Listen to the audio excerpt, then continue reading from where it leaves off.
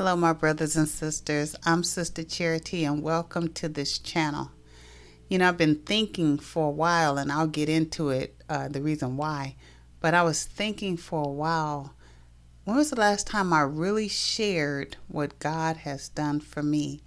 And so what sparked it is Pastor Creflo Dollar. Many of you may know him out of Atlanta. God brought him through cancer and so many other things. And so he gave a challenge for people to just get on and share of God's goodness and just give their testimony, how God has brought them through. And I just told God, I've always been one to share of his goodness, but not necessarily in the way that I'm about to share today. So I really believe that this is going to bless you or somebody you know.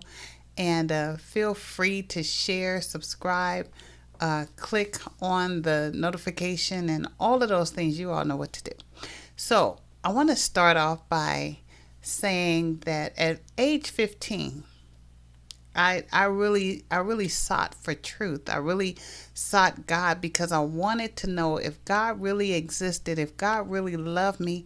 I wanted to go to him and ask him to show me, to give me the confidence and the assurance that I needed to, trust him. And so I remember at 15, I really began to seek God, and he showed himself in so many ways to me. He brought people in my life. It's almost like he had them strategically placed to come and minister to me. And as a result of those type of encounters that he allowed me to experience, there were things that I just couldn't do. I couldn't go to the clubs. I couldn't drink. I couldn't smoke anything. Not because I couldn't, but because I didn't desire to. I just fell in love with God, and I just understood how much he really did love me because he showed me, because I earnestly sought him. I give you that background because I think that's important to where I'm about to go. So from 15 to 22 years old, I ministered all over the United States pretty much, and even out of the country. I ministered for him. He was using me, and I just began to, get high and haughty in myself and became self-righteous. And what do I mean by self-righteous? I began to feel like, why are people sinning? And how come they don't serve God like me? And how come they don't live like me? And how come they don't obey the Bible like me? And I began to be self-righteous. And as a result, I wrote it in a book, I do have a book behind me. I almost gave up, but I wrote what happened in detail when I was 22, where God let me understand that it wasn't about me.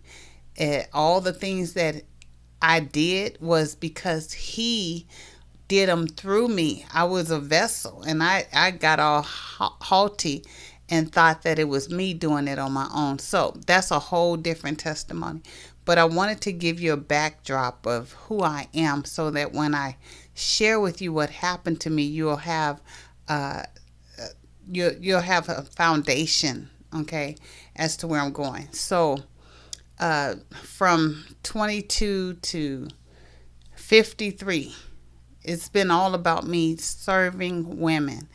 God, even when I was 15, gave me a passion for women, for females, for teens. And so that has been my ministry all my life. And when I was 53, and this was back in 2019, something happened in my body, and I ended up going to the hospital because I was really weak for some reason, and come to find out that my heart rate was beating at 25 beats per minute, which the normal heart rate is 60 beats per minute when you're resting. I was resting, and mine was 25. So the doctor said, well, you're going to have surgery. We're going to have to give you a pacemaker. And I was like, what? Well, first of all, they did a lot of tests. They made sure I didn't have any clogged arteries and anything like that, and everything came back normal. So they said, well, the only thing we think that probably happened is that you had a virus attack your heart. And I know people have died from that. And so he said, so what we're going to do is we're going to do a pacemaker. We're going to implant a pacemaker. So when I talked to the surgeon, I said, do I really need a pacemaker? And he said, well, listen. He said, just look at it like this. You got 3 light bulbs. 2 of them are out and 1 is flickering. And I was like, oh, okay. So I let them do the surgery. It took about 35 minutes. I was actually awake, I was awoke. And they just put it right here, put something right here. And when they installed it, or whatever you want to say, implanted it, my heart rate began to be normal. I felt it right away. So I got through that and thought, okay, I'm good, Lord. It's all good. Even though it took a while to recover from that particular surgery, it was all good. So I was giving God the praise, giving people my testimony, and just sharing how good and faithful God is. Because like I said, some people didn't even make it to get a pacemaker. So I was grateful. And I never really said, Lord, why me? Okay, because I figure maybe he just wants to, get the glory. Maybe he just wants me to, go through this so I'll know that he's able to do those things that some people think he's not able to do. So I was okay with that. Then shortly after that, about a year later, I started having some issues in my heart again. So I went back to the doctor. Come to find out, they said that I had to have a heart valve repaired. I'm like, a heart valve repaired? So they said, well, look, we will try something else before we do the heart valve. So what they did was they did an ablation. You still have to go into the heart and perform like heart surgery, but in a different area. So that didn't work. So now they have to repair the heart. So now that's my 3rd heart procedure. And so about a couple of months after that procedure, and that was a lot. That took a lot. And I did write in my book the encounters that I've had with regards to that procedure and how God let me know that he has never left me, nor has he forsaken me. So I had peace with that. I was okay with that. And so a couple of months after that surgery, I had just finished ministering. I was just sitting and minding my own business, just chilling on the phone with my mom. And all of a sudden, my heart rate went, I didn't notice at the time, but my heart rate went from 200 beats per minute, and it lasted 5 hours. Now, just to give you some perspective on that, that's faster than Hussein, the Bolt guy. Yeah, that's faster than what he probably runs. Okay, my heart was beating at that pace for 5 hours, and I remember in the ambulance, I just told God, you know what, if this is it, I'm ready, Father, because you've been too good to me. And so I just thank you for the opportunity to be ready. That's what I was thinking in the ambulance. But this all happened during like the COVID scare. And by the way, I had COVID prior to this, and God saw me through that. And when I got to the hospital, they began to work on me, and I tell you, there was no pain like that pain, okay? But there was a nurse that came into the room. She was the only nurse that came in after everybody had left. And she said, you're going to be okay. And I was taken back. And I just felt like asking her, wow, you're not afraid to come in here with COVID and all of that kind of stuff, because everybody else was obviously not trying to get near me. Okay. But, So she said, I'm a traveling nurse. I travel to different places. And I'm thinking, oh, okay. So anyway, excuse me, y'all. Okay. So anyway, they put me in this room and she said, listen, what they're going to do is stop your heart and reboot it, so to speak, and get it on the right rhythm. So I was like, at this point, just do whatever y'all gonna do, okay? So I remember looking to my right, and I saw like doctors and nurses looking at me through a glass, like they were contemplating on whether or not they were gonna even come in. But the lady that initially told me I was gonna be okay, she was the only one in there by herself, talking to me and just assuring me. She said, I don't know why it's taking so long for them to do what needs to be done. I've never seen this before. But she said, but just hold on, you're going to be okay. And I closed my eyes and I just began to thank her for praying for me. I could kind of tell she was praying for me. And then eventually they all came in, did what they had to do. I woke up from whatever it was that they did and discovered that now they have to implant a defibrillator and a pacemaker. Now the pacemaker is for when your heart rate goes too low. They don't want it under 60 if you're resting. And the pacemaker they don't want over really 165, 180 when you're resting. So anyway, if it were to go too high, like over 165, 180 or something like that, then the defibrillator will shock you. You know, when you see those doctor shows and they say clear, boom, like that. That's, yeah. And you usually are not awake when that happens, okay? So it took me a while to recover from that procedure, that heart surgery. And at the whole time, I'm just really, I'm diving into God's word. I'm wanting to get closer to him. I need him more than ever because I need to know what am I supposed to be doing right now. It don't matter that I can't go here and I can't, physically go. What am I supposed to be doing? Who am I supposed to be talking to? What am I supposed to be learning? I feel like I'm in the fire. You're taking away things that I shouldn't have in me. And so now what, Father God? And he gave me mentors to just minister to me, just encourage me. It may not have been who I thought it should be, but he put people in my life during that time to minister to me. It's almost like when Jesus went through the wilderness, how after, he was tempted, that the angels came and ministered to him. It was as if God brought people, angels, to minister to me. So I eventually got better. And as I was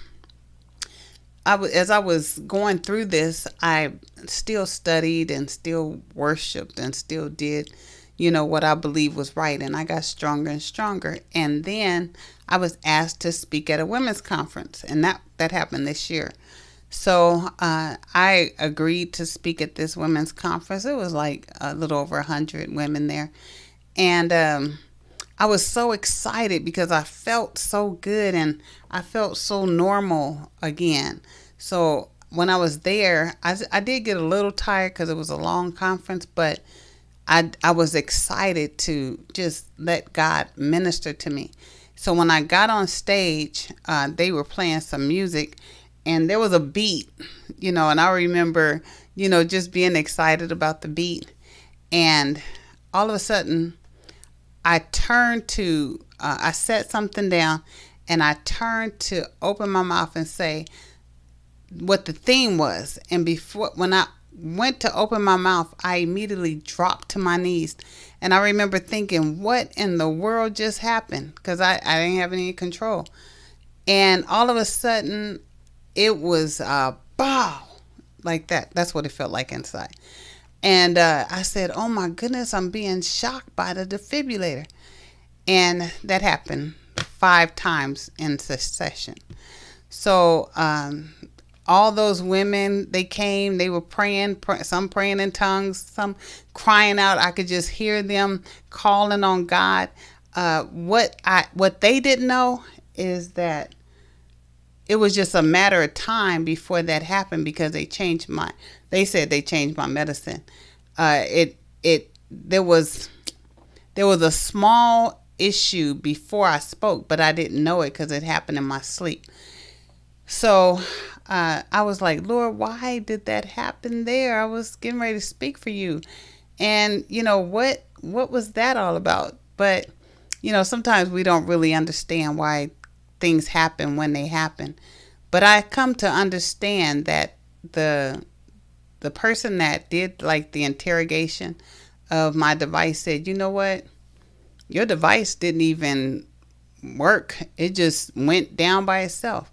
And I knew it didn't go down by itself because of the prayers of the righteous availeth much.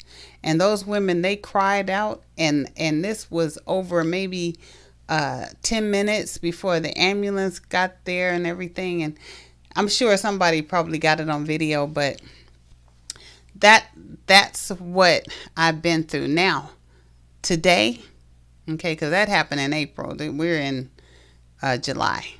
And the Lord just blessed me to celebrate another birthday yesterday. And I am just so grateful. And I want to encourage, it doesn't matter what you have to be, what you're faced with.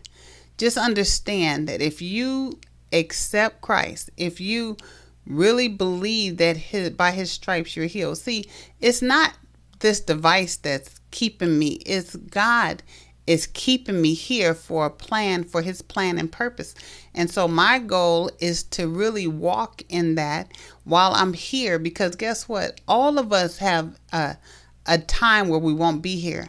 And so I think it's important, if you've been diagnosed with something or somebody who has, that's the time to really connect. That's the time to really get closer to God and not further away, because he's the only one. He's the great physician. He's the only one that can get us through the things that, we're going through.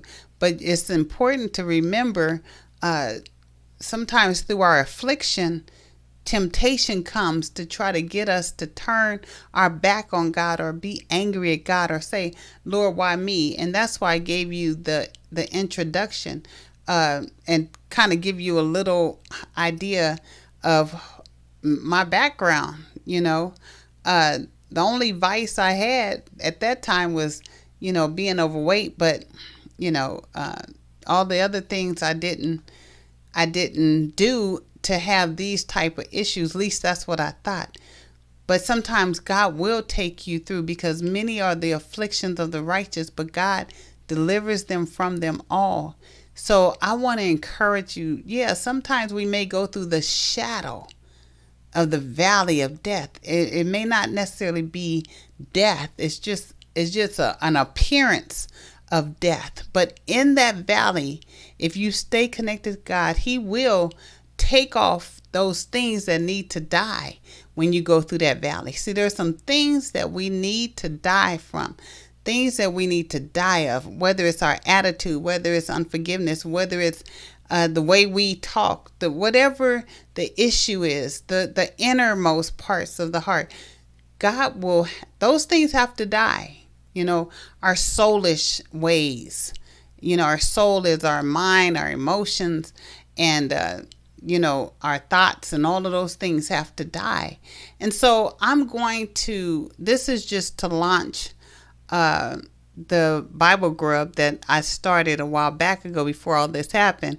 And I'm going to kind of do that, but do it in such a way where truly God gets the glory, and not me. It's not about me. This channel is not about me. This channel is really about you and helping you get through those difficult times, because no matter what I go through, as long as I have breath in my body and his breath in my lungs, he's going to get the glory.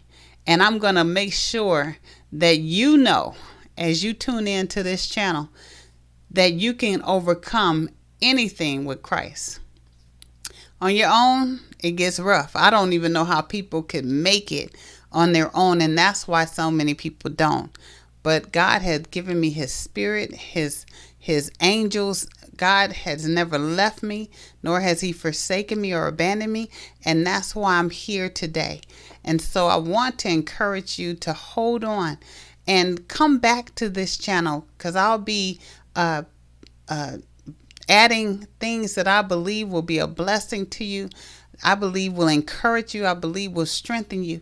And if you don't need it right now, then find somebody who does, and then encourage them to watch this video and the many more to come. So I appreciate your time. Thank you for hearing my testimony. Keep giving God all the glory, because he's worthy of it, because of who he is, not so much because of what he has done. He's God. All right. Bye-bye.